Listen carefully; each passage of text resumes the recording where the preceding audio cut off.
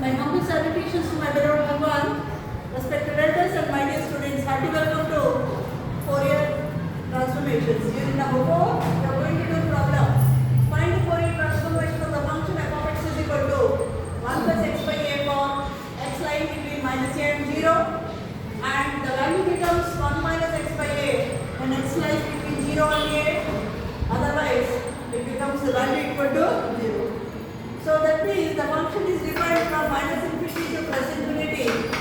So you consider minus a and here plus a. In this interval, the function is taking the value 1 by x plus a, and here it is taking the value 1 minus x by a. And in this region, it is the value is 0. Here also the value is 0. So when you consider the integral, how do you define capital F of f small f of x? That is nothing but integral 1 by root 2 pi 1 by square root of root 2 pi into integral minus infinity to plus infinity f of x into e power I p x dx. That means we are multiplying with a complex number.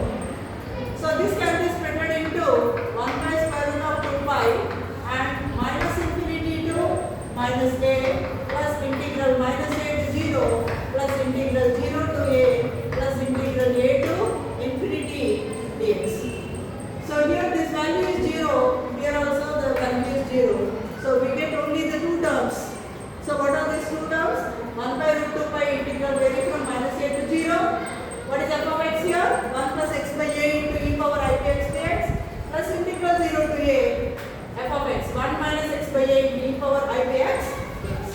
I am going to convert this into UDP formula. So 1 by root 2 pi into this I am going to consider 1 plus x by a, and the remaining entire term I am going to consider that as derivative of p. So this can be written as derivative of e power ipx by ip. So when you differentiate, 1 by ip comes out. What is derivative of e power ipx? Ip into e power ipx. Ip and ip gets cancelled, we get e power ipx dx. So we can write this as u dv. Similarly here also 1 minus x by a into this we can write that as derivative of e power ipx by ip.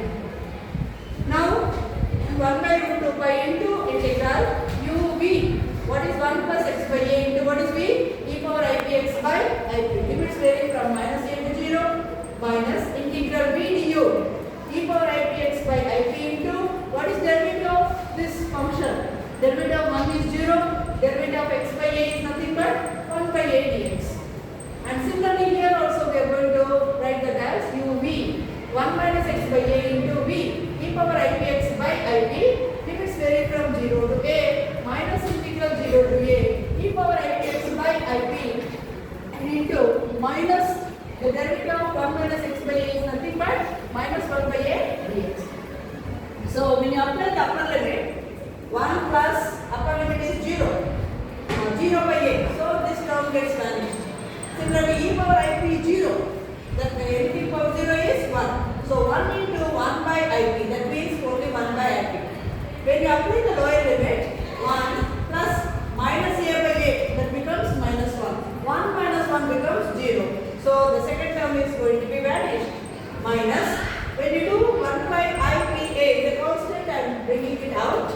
What is integral of e power ipx? E power ipx by ip. Limits vary from minus a to 0. Similarly, I am going to consider the second one. Second, when you apply upper limit a, that is 1 minus a by a. That means 1 minus 1. That means the first term becomes 0. When you apply the lower limit, 1 minus 0 by a, we get only 1. And anything power 0, that becomes again 1 by ip. So minus 1 by ip. Again here minus of minus that becomes plus 1 by ipa constant comes out. E power ipx. Integral of e power ipx is nothing but e power ipx by ip. Limits vary from 0 to 0.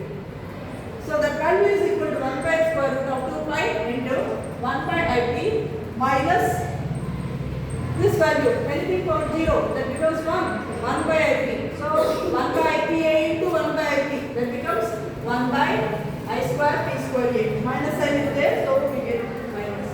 And when you apply the lower limit, minus of minus, that becomes plus. So when you